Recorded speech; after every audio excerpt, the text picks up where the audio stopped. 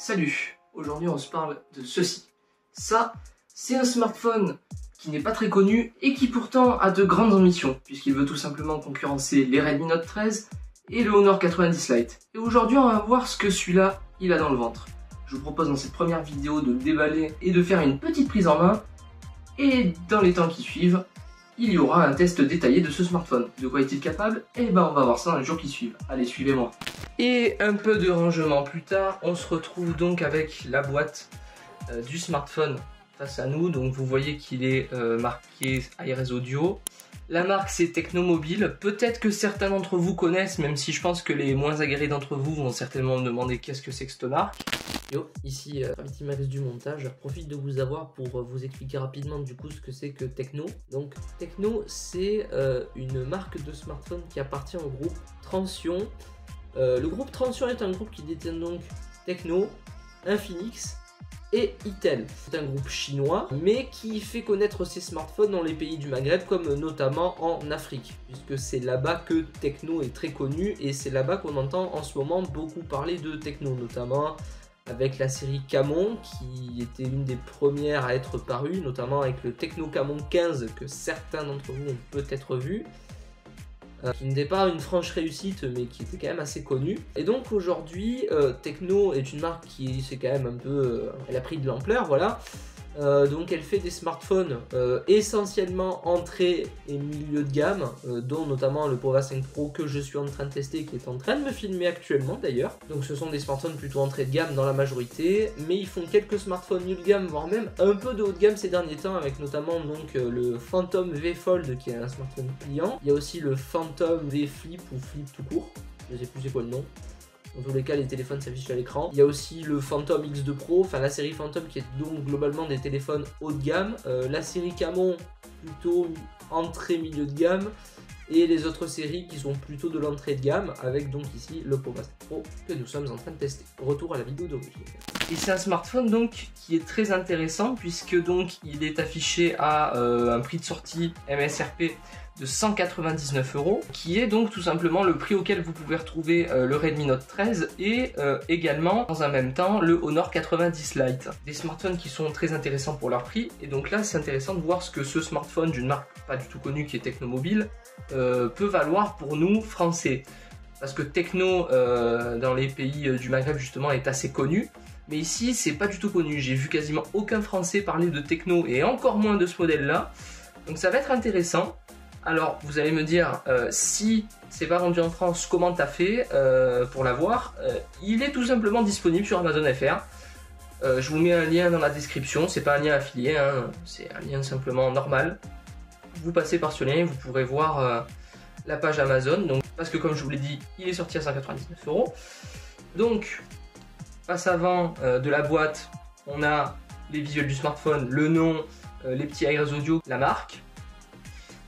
Sur le côté, le nom, Pova 5 Pro. À l'arrière, des petites caractéristiques.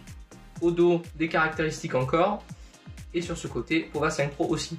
La boîte donc s'ouvre de cette façon.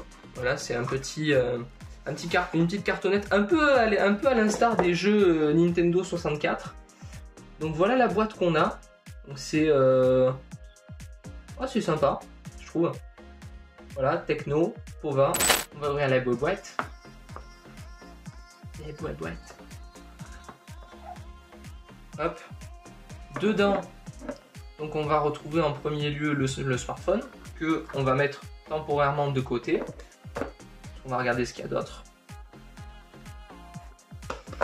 Alors, hop. Donc là, on va avoir. On a la petite cartonnette de protection, j'ai l'impression. Donc là, on a le livret de garantie, donc 2 ans de garantie. Avec Tecno, habituellement, c'est 12 mois plus 1, là c'est 24 mois, donc 2 ans. Voilà. Je vous montre vite fait, hein, c'est un livret de garantie. Manuel d'utilisation, enfin, manuel de démarrage rapide. Coque silicone, avec, vous voyez donc des petits motifs pour laisser transparaître les motifs du téléphone qu'on va regarder tout à l'heure, avec une coque silicone fournie, super sympa franchement. Un câble USB-A vers USB-C. Et le chargeur rapide, qui est, vous le voyez, un chargeur rapide 68 watts, donc autant vous dire tout de suite que ça doit envoyer quand même du pâté. Bon, j'ai de la charge similaire sur mon Oppo Find X3 Neo qui est en train de filmer. Je fais 0 à 100 en 40 minutes. Et, surprise, une petite paire d'écouteurs filaires. On dirait que Tecno essaye de ramener des choses qui ne se font plus aujourd'hui. Donc là, on a le smartphone. Voilà. Qui est emballé dans son petit papier. Donc on va le sortir. Je vous propose. Donc, ce que je vais faire, je vais essayer de l'ouvrir quand même convenablement. Parce que je ne vais pas le garder, ce smartphone, je pense. À moins que vraiment il me plaise beaucoup et que je le garde pour je ne sais quelle raison. Mais ça m'étonnerait. Donc je vais prendre soin de garder le papier pour la revente. Voilà. Alors on a les étiquettes dégueulasses avec les IMEI, donc bon ça je vais les enlever. Donc du coup voilà le smartphone, donc voilà, film d'écran posé nickel, hein, pas de bulle, quoi que ce soit. Donc du coup à l'arrière vous aurez donc le design avec ici donc les logos, donc on voit bien que c'est pas un smartphone prévu pour être vendu en Europe parce qu'on n'a aucune mention des normes CE. On voit aussi que le module photo ressort très peu. On a deux caméras, donc certainement un capteur principal et soit avec un peu de chance un UGA, soit on aura un capteur de flou qui ne sert pas à grand chose. Soit, je préfère avoir peut-être qu'un seul capteur mais meilleur que plusieurs capteurs moins bien. Donc on n'a pas les normes CE, donc c'est pas un smartphone qui est prévu pour être vendu en Europe. Ici donc sur le côté droit, bouton power, bouton volume plus moins. Côté gauche, le tiroir de carte SIM. En bas, on aura un haut-parleur, le port USB-C, un micro et la prise jack. Et au-dessus, on aura un deuxième haut-parleur. Je vous propose qu'on allume le smartphone. Voilà, Tecno Mobile Power by Android. Le vibreur a l'air d'être un peu le même vibreur que sur le X3 Neo, c'est-à-dire un vibreur X-Axis, je crois. En tout cas, au ressenti, c'est ce que ça a l'air d'être. Donc, config, on a 8 Go de RAM et 256 Go de stockage, me semble-t-il. On a un MediaTek Dimensity 1080, donc un processeur assez performant. Et en fait, ce smartphone est plutôt configuré pour être en fait un smartphone gaming entrée de gamme. Sélectionnez votre pays région, donc je suis en France. Voilà, donc il y a le français. Insérer la carte SIM, je n'ai pas de carte SIM, donc on va faire ignorer. Je la mettrai après.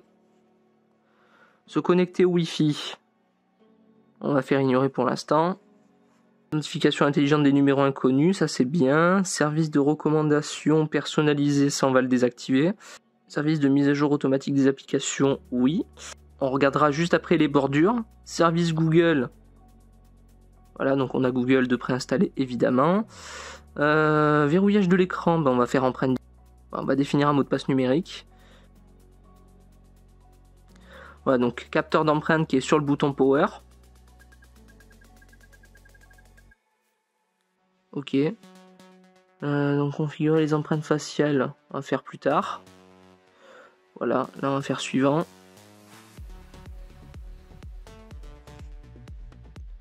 Mobile cloner, bon bah non, on va faire ignorer. Hein. Navigation dans le système, on va mettre les gestes. On va passer le tutoriel. Bienvenue sur iOS 13.1, donc iOS qui est l'interface Android de chez Tecno.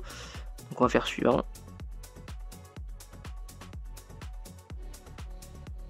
Et voilà, nous sommes sur l'interface de ce smartphone. À première vue, c'est tout à fait fluide. Donc là, on a le petit tuto pour nous expliquer comment ça fonctionne. Balayez vers le bas à partir du haut pour afficher le centre de notification et le centre de contrôle. Donc là, on est en train de nous expliquer qu'en fait, on a un centre de contrôle à deux parties. Donc, vous swipez sur la gauche, vous allez avoir votre centre de contrôle avec luminosité et volume. Et si vous faites un swipe comme ça, vous arrivez sur vos notifs.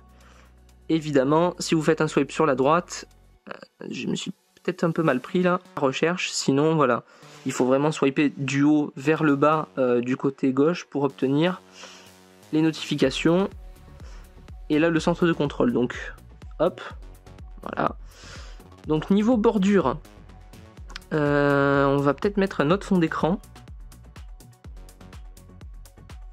Hop, donc là on a la petite, le petit volet personnalisation. Fond d'écran.